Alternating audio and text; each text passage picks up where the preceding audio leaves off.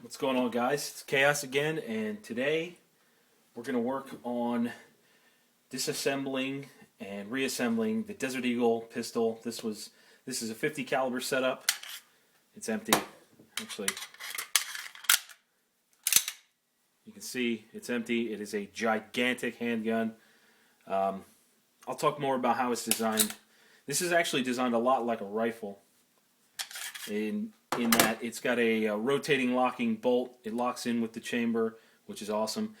This is one of the easiest handguns I've ever dealt with as far as disassembly. I'm going to dry fire and drop that trigger, or hammer.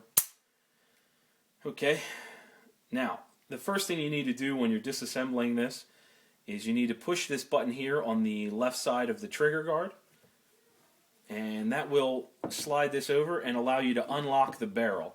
So you go ahead and slide that forward, and you can see it releases pressure, and the barrel comes forward.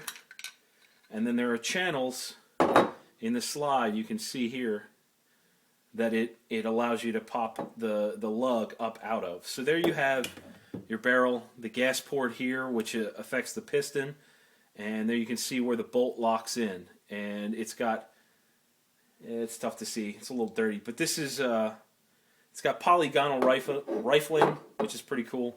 But yeah, this is a gas-operated pistol, much like an AR-15 or anything like that. Any kind of rifle that's gas-operated. Okay, so you want to go ahead and slide the slide off, and you've got your frame. I'm not going to mess with this. It's been a while. That oil's a little grimy, but I'm not really going to mess with disassembling the frame because there's no need, really, in my opinion. It's pretty straightforward. Got the Hogue rubber grips on there. This doesn't weigh all that much. The bulk of the weight is up in the top end of the pistol, but this isn't light. I mean, this right here probably weighs more than like a Glock 19 by itself. Okay, so we've got our barrel, magazine up here. This is your recoil spring assembly. It's a dual recoil spring. This actually locks into the slide. I can show you that. Actually, let me take the piston out. That locks in there with this. So when you're, okay, I'll show you that when we disassemble. Okay, so there's your rotating bolt. I'll pull this back, and you can see that it rotates. And I'm not really going to break it down all the way, but I am going to show you a little bit more than most. I feel this is a firearm you need to disassemble all the way and clean it properly on a regular basis when you shoot it, so it operates flawlessly. Okay, so to take this out, you need to pull. There's a pin here which pulls out. It's basically the same as like a bolt carrier, the cam that's in there. It's the same as that. So you take the tool that comes with the gun. This is also good for cleaning out the gas port. This end of it, you can stick it in here and rotate it, and that actually cleans out the gas port. I'm going to disassemble this a lot more than normal. I'm going to go ahead and take out the firing pin now. It is under pressure, so you go ahead and push in on that and then slide down on the cover. You want to be careful not to lose anything. Of course. There we go.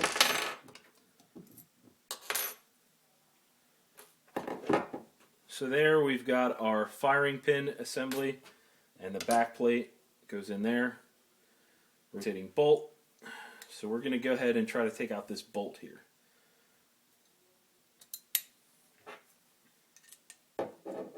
Yep, and it just comes right out with this tool. I can lift it up out of there without being a sped. Okay, so there you have the lock for the bolt assembly. This is a part that is pretty integral. That's like where the bolt rotates around that. Okay, so slowly release pressure on this because you do not want to. I lost one of these, and they're like 30. This right here is like a $30 part.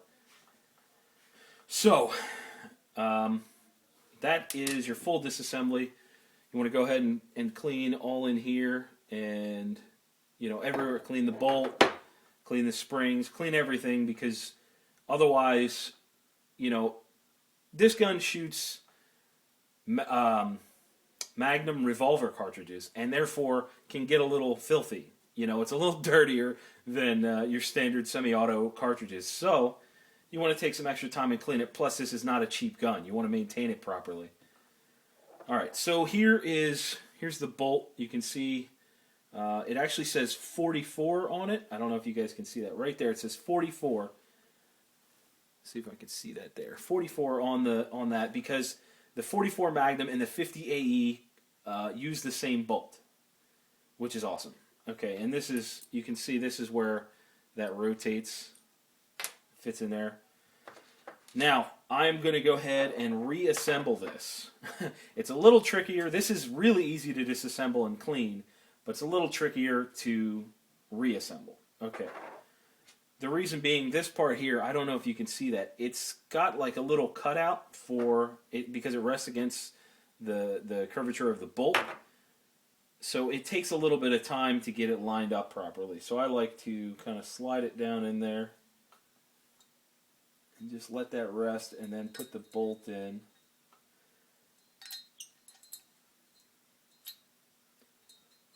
But at the same time, you can't let it go past.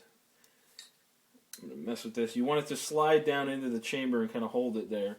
And then you can see down here that this will slide right in.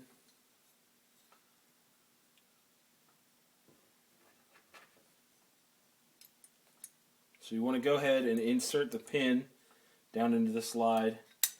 Check that it operates properly. It's rotating. Awesome. Then you want to take your firing pin and slide that back in. You can, it's going to be tough to see, but this has a shape on it, like a cutout basically, and that recesses into a groove in here. Okay, and see that's under pressure, so you want to take the pin cover and kind of push down on the firing pin, get it in there underneath, and then go ahead and lock it in. And that's that. That's the reassembly of the slide.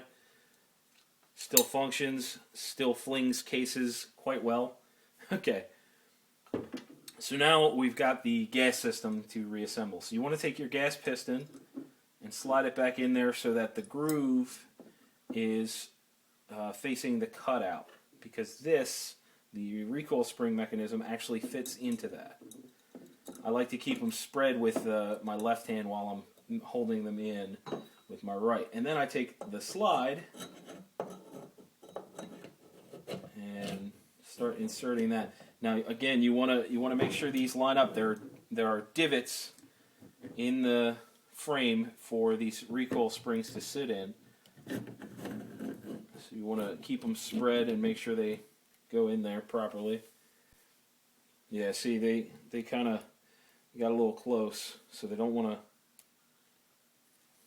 Doesn't want to go back, so it takes a little bit of time to get right.